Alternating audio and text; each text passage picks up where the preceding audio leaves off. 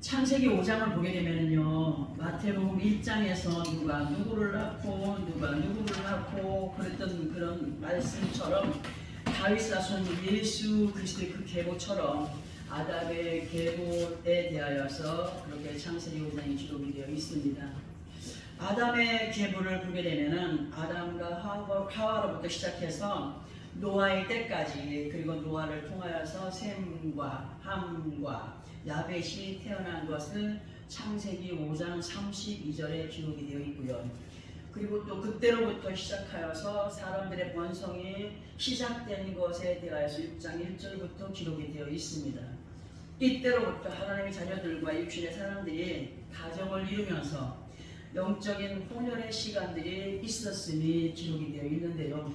6장 2절에서 보게 되면, 창세기 6장 2절에 보게 되면 하나님의 아들들이 사람의 딸들의 아름다움을 보고 자기들이 좋아하는 모든 여자를 아내로 삼는지라 하시는 말씀이 기록되어 있습니다. 왜 이런 말씀을 드리느냐 하면은 아담과 하와로 시작되어진 순수 혈통의 계보가 노아의 시대 때에 무너지기 시작했고, 창세기 6장 5절을 보게 되면은 여호와께서 사람의 죄악이 세상에 가득함과 그의 마음으로 생각하는 모든 계획이 항상 악할 뿐임을 보시고, 6절에서는 땅 위에 사람 지으셨음을 한탄하셨다고 했습니다. 한탄하사 마음에 근심을 하심으로 7절을 통하여서는 이르시되 내가 창조한 사람을 내가 지면에서 어떻게 한다? 쓸어버리되 사람으로부터 가축과 기는 것과 공중의 새까지 그리하리니 이는 내가 그것을 지었음을 한탄함이니라고 기록이 되어 있습니다. 그리고 6장 13절 이하에서는 하나님께서 노아에게 홍수를 계비할 방주를 짓게 하셨고, 많은 사람들에게 홍수가 날 것을 소리 높여 외치게 했지만 노아의 간절한 외침을 사람들은 미친 사람 취급함으로 들으려 하지 않았고, 끝내는 하나님 앞에 의로운 믿음을 보였던 노아 부부와 그의 세 아들 셈과 함과 야벳과 그의 아내들, 그리고 짐승과 식물들, 새와 땅에 기는 모든 벌레들 한 쌍씩, 그리고 홍수의 기간 동안 먹을 양식을 그 배에 실었으니 창세기 6장 17절부터 22절까지의 기록이 되어 있습니다. 그리고 홍수로 시작이 되었고 방주에 오르지 못한 모든 것은 홍수로 인하여서 완전히 다 쓸려갔습니다. 다 쓸려 내려갔고 방주에 올라탄 노아와 그 가족들만 살아남게 된 것을 우리는 말씀을 통하여서 알고 있습니다. 그리고 홍수가 끝난 후 여러 가지 많은 일들이 있으나 설명을 다 드리지 못하겠고요. 창세기 9장 9절의 말씀을 통하여서 보게 되면은 노아의 세 아들을 통하여서 다시 사람들이 온 땅에 퍼졌습니다.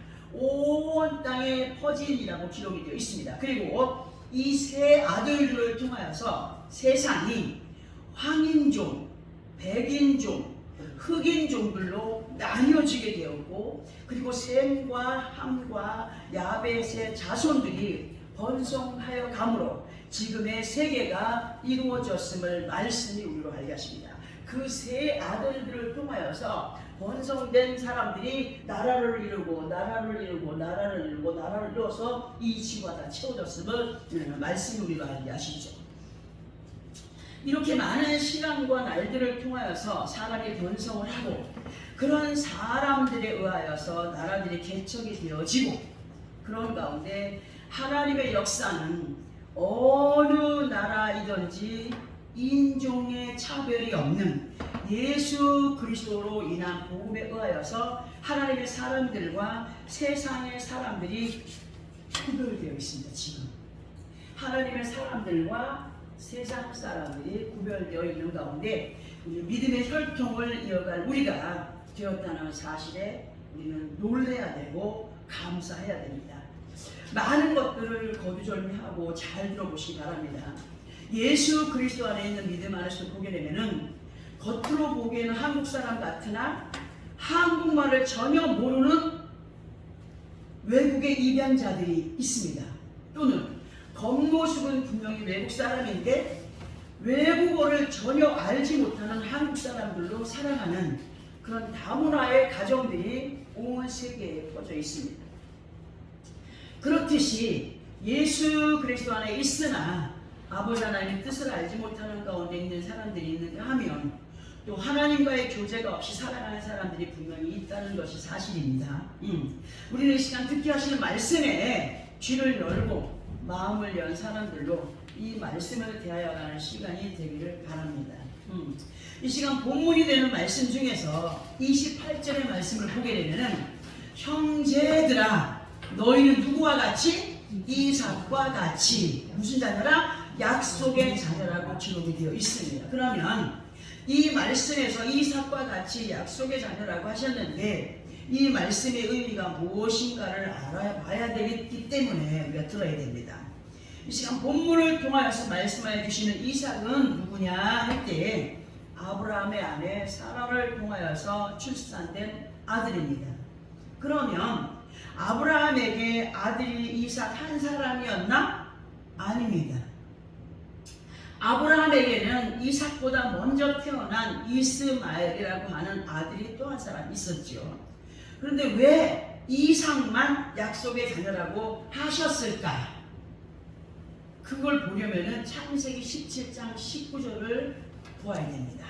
창세기 17장 19절에 뭐라고 기록되어 있냐면 하나님이 이르시되 아니라 네 아내 사라가 내게 아들을 낳으리니 너는 그 이름을 이삭이라 하라.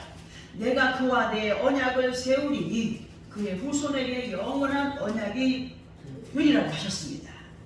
이 말씀은 이스마엘에게 한 것이 아니라 이삭에게 사라를 통하여 출산된 이삭에게 하나님이 약속하신 말씀이십니다. 그러나 하갈을 통하여서 출생이 되어진 이스마엘에게는 창세기 17장 20절을 통하여서 이스마엘에 대하여는 내가 네 말을 들었나니 내가 그에게 복을 주어 그를 매우 크게 생육하고 번성하게 할지라 그가 12두령을 낳으리니 내가 그를 큰 나라가 되게 하려니와 연결된 21절을 통해서 보게 되면 내 언약은 내가 내년 이 시기에 사라가 내게 낳은 이삭과 세우리라고 하셨습니다. 그러니까 이스마엘과 이삭의 그 축복이 확실하게 달라집니다. 보통 12두령의 얘기를 어디서 하느냐? 신천에서 합니다. 12족속에 대해서. 그거 누구의 시족이에요? 약속받지 못한 시족들이에요. 이 말씀을 보면.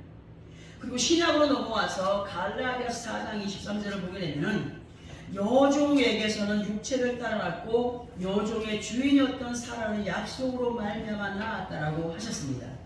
그리고 24절에서는 이것은 비유니 이 여자들은 두 언약이라 하나는 신의 산으로부터 종을 낳은 자니 곧 하갈이라 이렇게 기록이 되어 있습니다. 그리고 본문 앞부분이 되는 25절 26절을 보게 되면 이런 말씀이 기록되어 있습니다. 우리 이 말씀을 꼭 읽어야 됩니다. 본문 앞부분이 되는 25절 26절 함께 합동합니다. 시작. 이 하갈은 아라비아에 있는 신의 산으로 지금 있는 예루살렘과 같은 곳이니 그가 그 자녀들과 더불어 종로로 하고 오직 위에 있는 예루살렘은 자유자니 곧 우리 어머니라. 아멘. 이런 말씀의 의미를 쉽게 설명드려보자면 같은 아버지의 시라고 할지라도 앞부분에서 언급해드렸던 갈라디아서 4장 23절의 말씀처럼 여종에게서는 사람의 생각에 의하여서 행하여진 씨앗 육체를 따라 나는 것이고 여종의 주인이었던 사라는 하나님께서 친히 하나님의 사자를 보내어서 말씀하심이 이루어진 것으로 아버지 하나님의 언약이셨다는 것을 확실하게 기록을 하고 있습니다. 이제 우리는 앞에서의 이러한 서론을 현실에 우리가 연결을 시켜 들어보려고 합니다.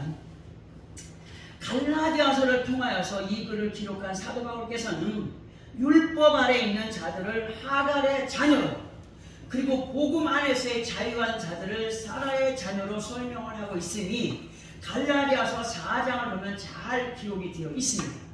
하갈과 이스마엘에 대하여서 다시 한 번 더 말씀을 드려보자면 갈라디아서 4장 25절을 통하여서 이 하갈은 아라비아에 있는 시내산으로 지금 있는 예루살렘과 같은 곳이라고 기록이 되어 있는 것처럼 지금 중동의 예루살렘을 가까이 끼고 예배하는 이스마엘 족속들이 예수님을 믿는다고 했나요? 예수님을 안 믿어요. 그런 율법을 믿어요. 그렇기 때문에 그 사람들 전쟁에서 죽고 얘를 잡복을 하고 하면은 순교자라고 이름을 그 사람들을 얘기를 합니다. 순교자. 그러니까 우리와 전혀 다른 생각들 속에서 그 사람들은 살아가고 있는 겁니다. 그들은 이미 오셔서 온 인류를 위하여서 십자가를 지신 예수 그리스도 그리고 부활 승천하시고 다시 오실 것을 약속하시고 아버지 보좌 우편에서 우리를 위하여 끊임없이 중보하고 계시는 예수님을 믿지 않는다는 거예요. 누가?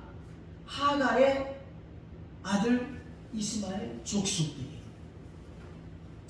그리고 이런 망가진 복음이 여러 나라에 지금 분포가 되어 있고 우리나라에도 들어와 있지 않습니까? 들어와 있어요.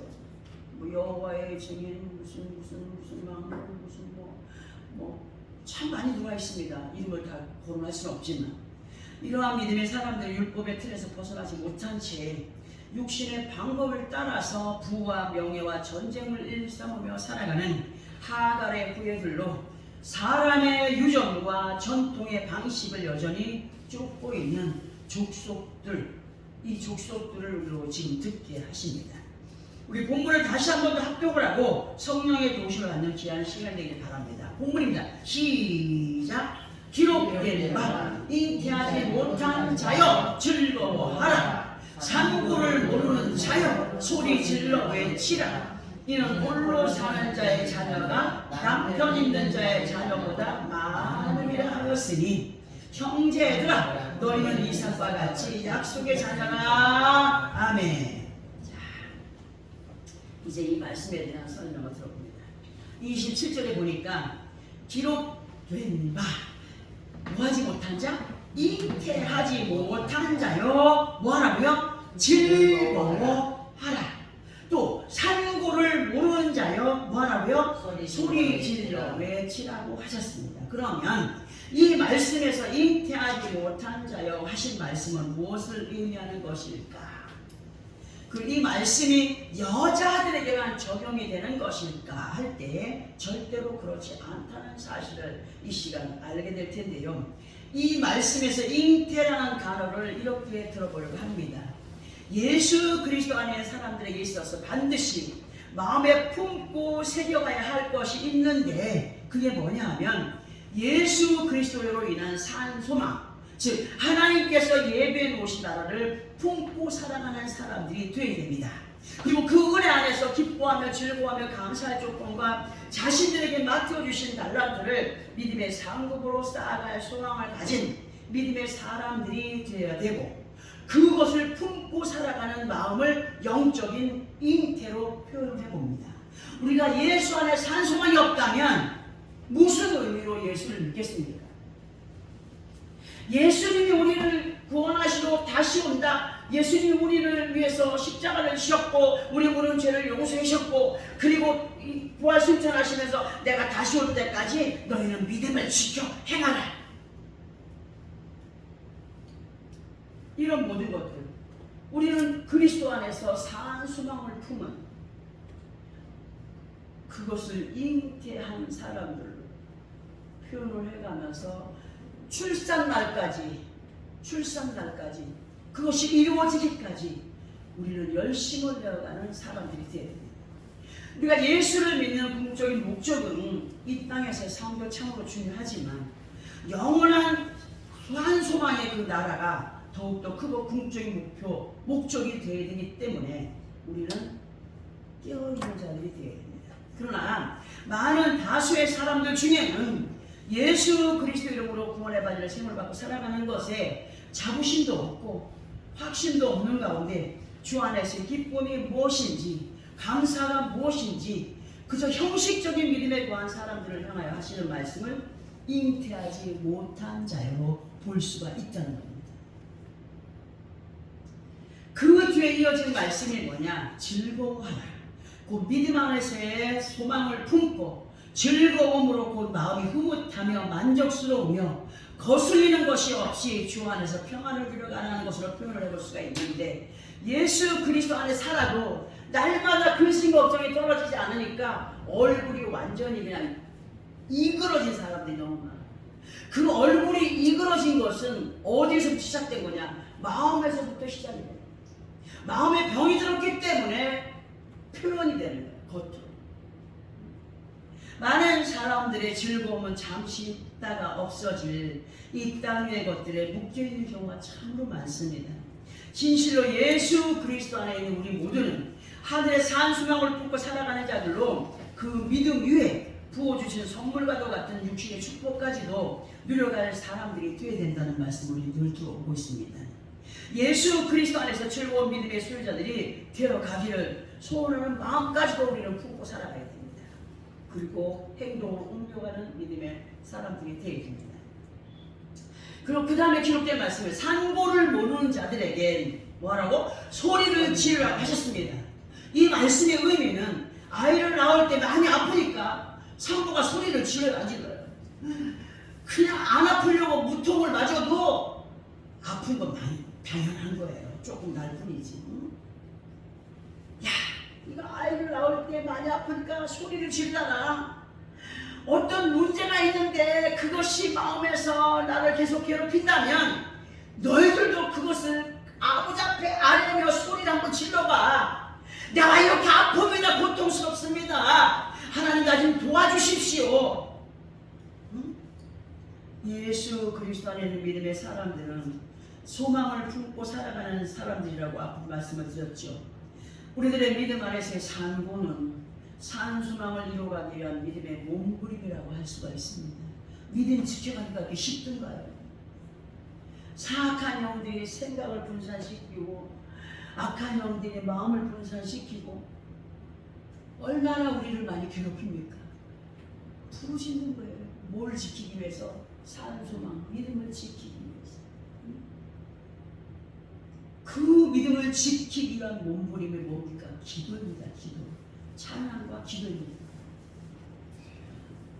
우리가 주어진 환경 가운데서 평안과 안정을 누려가기 위하여서 얼마나 기도함으로 부르짖음으로 향하고 있느냐. 우리 주님 우리를 위해서 끊임없이 중보하시는 분이지요. 알고 있습니다. 디모데전서 2장 4절과 5절을 보게 되면 하나님은 모든 사람이 구원을 받으며 진리를 아는 데 이르기를 원하시느니라.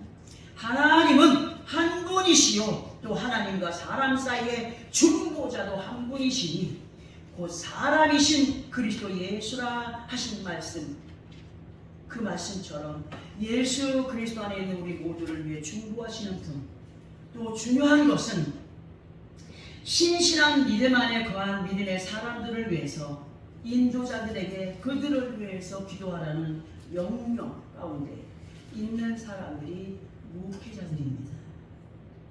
여러분들은 이러한 하나님의 역사를 얼마나 귀하게 여기면서 살아가느냐 묻고 싶습니다.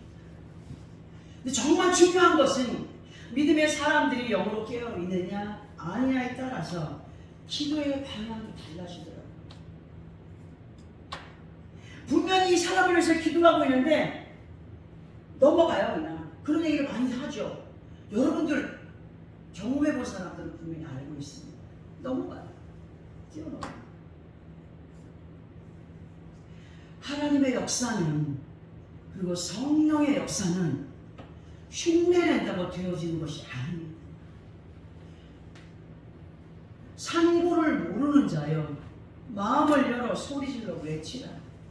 곧 진실한 마음에서 우러나는 믿음의 기도 또는 회개의 기도 또는 예수 그리스도 안에서 믿는 자들로 무엇을 어떻게 행하여 갈 것에 대한 기도, 내가 원하는 바를 이루기 위한 기도가 아니라 아버지 하나님께서 원하시는 기도, 이 모든 해답은 듣고 깨닫게 하시는 말씀에 있음을 우리는 명심해야 됩니다.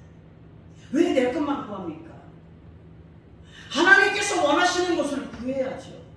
하나님께서 원하시는 것이 무엇입니까? 네 마음에 믿음을 품고 있느냐? 산수나가 품고 있는. 근데 보세요, 사람들 어떤 기도를 하는지. 창자가 뒤틀리는 듯한 고통의 기도를 해본 사람들 분명히 있을 겁니다. 창자가 뒤틀리는 듯한 기도는 아닐지라도 우리가 간절한 기도, 그것이 육신의 것을 위하기보다 먼저 아버지 하나님 앞에 믿음의 모습을 보여가는 아주 매우 지극히 정성스럽고 절실한 상태로 아버지 하나님을 기쁘시게 하는 믿음의 행위를 보여가기 위한 몸부림을 이 시간 산고로 연결을 합니다. 산고와 소리 지름으로 설명을 드려봅니다. 본문 27절 중간 부분을 통하여서 뭐라고 하느냐, 아주 의미심장한 말씀이 있습니다. 이 말씀을 통하여서 정말 우리는 매우 깊고 예사롭지 않으며 숨겨진 의미가 무엇인가를 오늘 알아야 되는데요.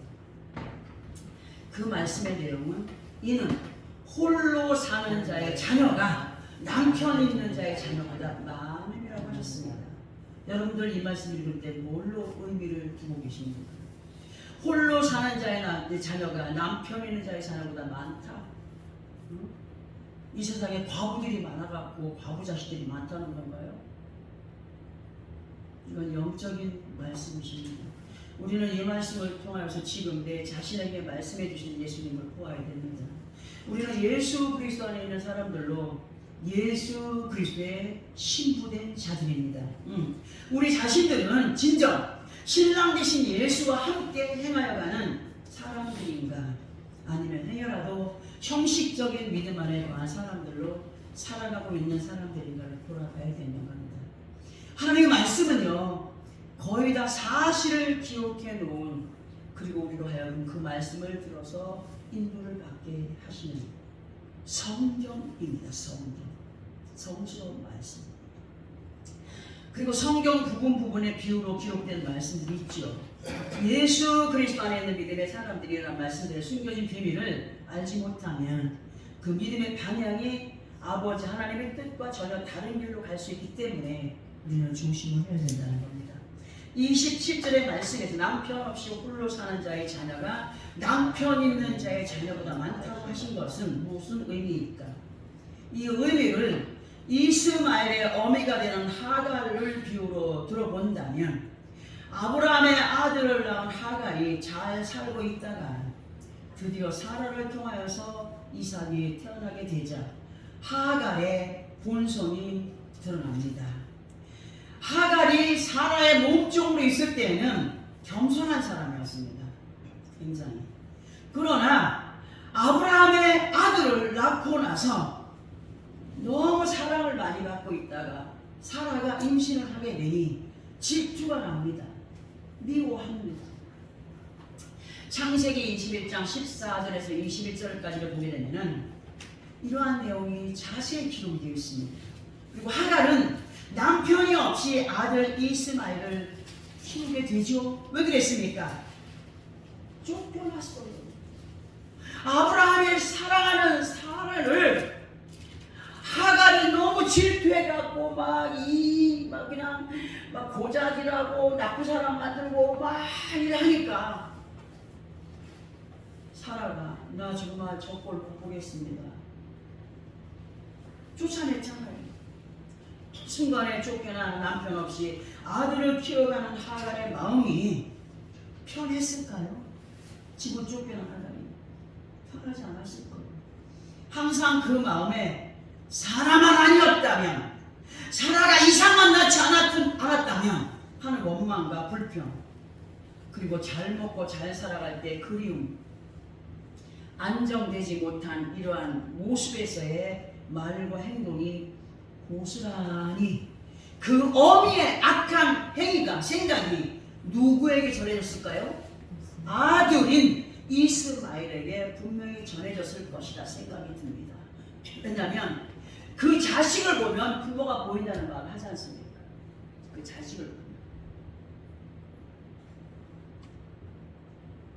그러면 어미의 그런 모습을 보고 자란 그 아들의 마음과 생각이 무엇으로 차 있었겠느냐?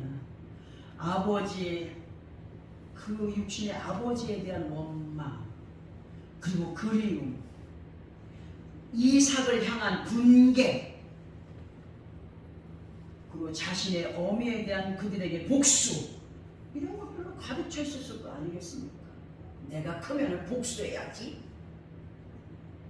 그리고 이스마엘의 분개함이 애굽의 광야 길목에서 활을 쏘는 자로 많은 사람들이 위협이 된 것처럼 마음에 한이 많고 자신에 대한 존재감이 약한 사람들의 특징을 보면 열등감이 강한 사람으로 항상 상대들을 향하여서 어떤 의식을 갖고 있느냐, 라이벌 의식을 가지고 살아가는 것을 보게 되는 것처럼 예수 그리스도 안에 있어도 이러한 상처들이 치유되지 못하고 해결받지 못한 사람의 특징을 보면은 말씀을 듣기는 들어도 자신에 대한 감정을 더욱더 앞세우는 믿음 없는 모습을 보여가는 사람들의 모습이 신랑 되신 예수 그리스도 남편 없이 홀로 살아가는 여인들이라고 할 수가 있습니다.